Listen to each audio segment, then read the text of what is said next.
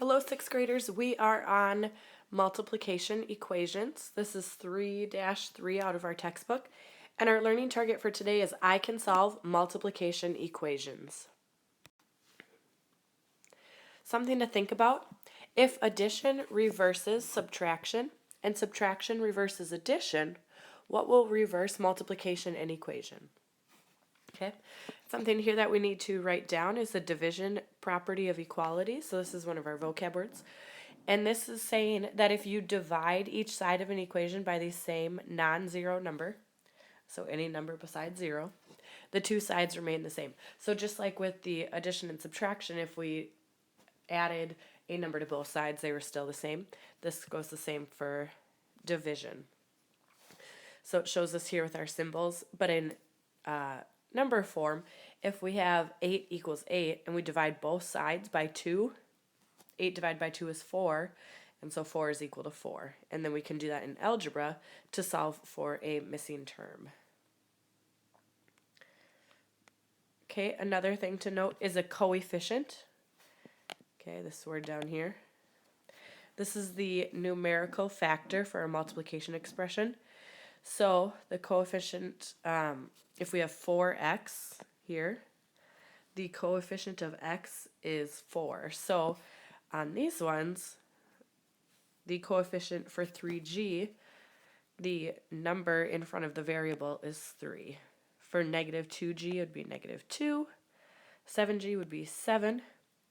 Now, we just have g, and so it looks like there's nothing here, but there's actually a 1 there. So our coefficient is 1. And on this one, again, it looks like there's nothing there, but it's going to actually be a negative 1. So our coefficient is negative 1. So it's the number in front of our variables. Okay, the steps for solving one-step equations. We need to write the equation.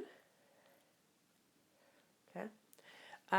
You can draw your train checks or whatever you use to keep your things, like your numbers, lined up. Use the inverse operation to isolate the variable, and then solve for the variable, check your solution. So just like we did for adding and subtracting. Okay, some examples to try here for solving one-step multiplication. So 4x equals 32.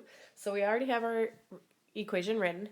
So now we are going to do the inverse operation. And since we're doing multiplication, we have that 4x. The inverse of multiplication is division. So we are going to divide both sides by 4. Okay, so 4 divided by 4 is 1. Okay, so the x stays. You could write a 1 in front of it, but I'm just going to leave it as x. Then on the other side, 32 divided by 4 is 8. And then, again, as a check, we plug that back in.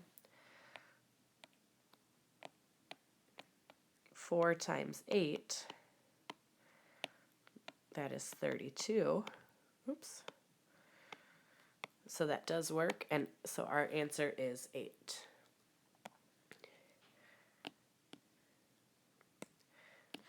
Next one to try, negative 5x equals 55. We have the equation written. So now we do the inverse operation of multiplication, which is division. Divide both sides by the coefficient, the number in front of our variable. Negative 5 divided by negative 5 is just going to be 1, so our x stays. Okay, you can kind of think these cancel. 55 divided by a negative 5. Well, a positive divided by a negative is going to be a negative. 55 divided by 5 is 11. Go back and plug this back in as a check. Negative 5 times negative 11. Okay, a negative times a negative is a positive. 5 times 11 is 55. That works, so therefore our answer of negative 11 does work. Next one, 3x equals negative 27. Since we're doing multiplication, we do the inverse of that, which is division. Divide both sides by 3. The 3's cancel. We're just left with the x. Negative 27 divided by negative 3. Negative divided by a positive, again, is a negative. 27 divided by 3 is 9. And now we'll plug that in for a check. Okay, positive times a negative is a negative 27. That does work, so our answer of negative 9 works.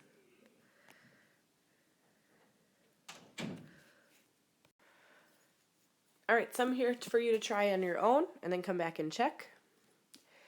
Negative 48 equals 8h. Divide both sides by 8. Oops. 8's cancel. Negative 48 divided by 8 is going to be I have to move this over a little bit. Negative 6. Plug that back into check.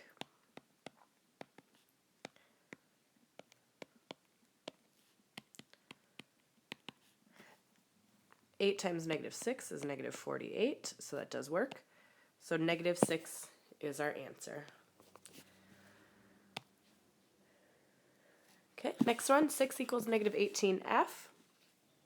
Divide both sides by the coefficient, the number in front of the variable, which is negative 18. Those cancel. So we are left with f. Now 6 divided by negative 18, that is going to be a fraction, which would simplify by, we can divide both 6 and 18 by 6. 6 divided by 6 is 1. 18 divided by 6 is 3. And we keep the negative since it's a positive and a negative. So f equals negative 1/3, which we can plug back in and check.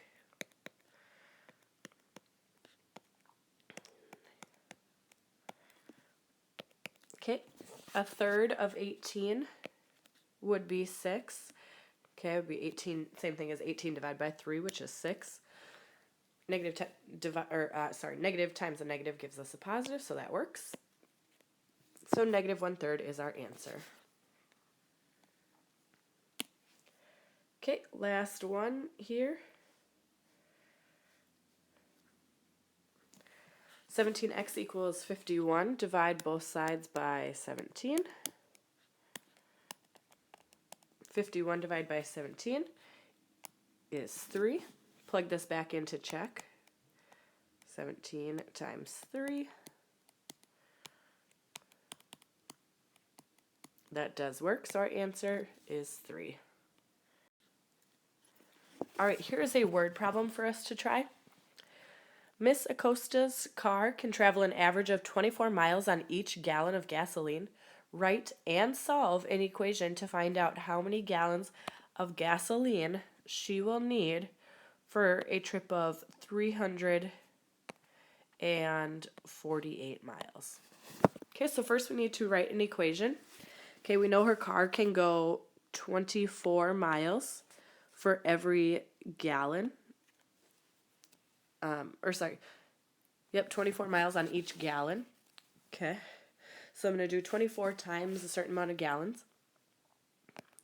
And she needs to drive 348 miles. So we want to know how many gallons will she need to get us to the 348. So 24 miles times a certain amount of gallons will get us to 348 miles. Okay? Now we are going to divide each side by 24. Okay. So 348 divided by 24 is going to give us 14 and a half. So she would need 14 and a half gallons of gasoline.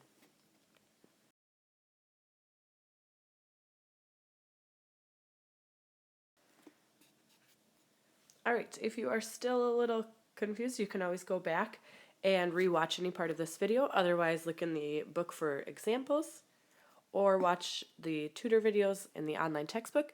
Otherwise, go and take your 3-3 NICU at this time.